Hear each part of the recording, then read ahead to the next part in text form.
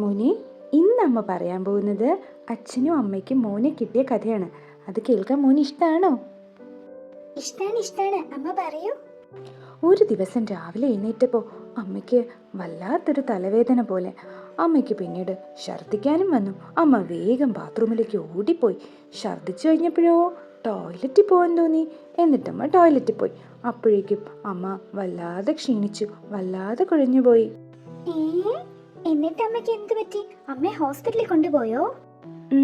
അച്ഛനമ്മയെ ഹോസ്പിറ്റലിൽ കൊണ്ടുപോയി ഭക്ഷണവും മരുന്നും ഒക്കെ കഴിച്ച് വീട്ടിലേക്ക് വന്നു. അതിനുശേഷം അമ്മയുടെ കുഞ്ഞു വയറ് വലുതായി വന്നു. ഒരു ദിവസം അമ്മയും അച്ഛനും കൂടി കുഞ്ഞു വാവയെ വയറിലിങ്ങനെ തലോടിക്കൊണ്ടിരിക്കുകയായിരുന്നു.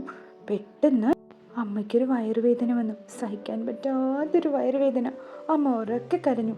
അമ്മയും കൊണ്ട് അച്ഛൻ ഹോസ്പിറ്റലിലേക്ക് ഓടിപ്പോയി. എന്നിട്ടോ അമ്മയ്ക്ക് വയറുവേദന വന്നെന്ന് കേട്ടപ്പോ എനിക്ക് വല്ലാതെ സങ്കടമായി. ഹോസ്പിറ്റലിൽ എത്തിയതും സിസ്റ്റർ ആൻറ്റിയും ഡോക്ടർ ആൻറ്റിയും എല്ലാവരും ഓടി വന്നു.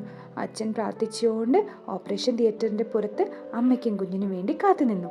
പെട്ടെന്ന് സിസ്റ്റർ ആൻറ്റി എൻ്റെ കുഞ്ഞുവാവയെ പൊതിഞ്ഞ് അച്ഛൻ്റെ കൈ കൊണ്ട് കൊടുത്തു.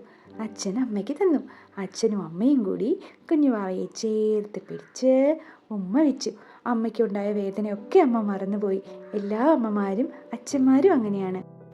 അയ്യോ, എനിക്ക് വേണ്ടി അച്ഛനും അമ്മയും ഒത്തിരി കഷ്ടപ്പെട്ടിട്ടുണ്ടല്ലേ. ഐ ലവ് യു അമ്മ. അതെ, എല്ലാ അച്ഛനമ്മമാരും കഷ്ടപ്പെട്ട് ബുദ്ധിമുട്ടിയും ഒക്കെയാണ് നിങ്ങൾ മക്കളെ നേടുന്നത്. അത് നിങ്ങൾ ഓർക്കാറുണ്ടോ? കുട്ടികളായ ഞങ്ങൾക്ക് ഇതൊന്നും അറിയില്ലല്ലോ. അമ്മ ഇപ്പൊ പറഞ്ഞു തന്നപ്പോഴല്ലേ ഞങ്ങൾക്ക് മനസ്സിലായത്.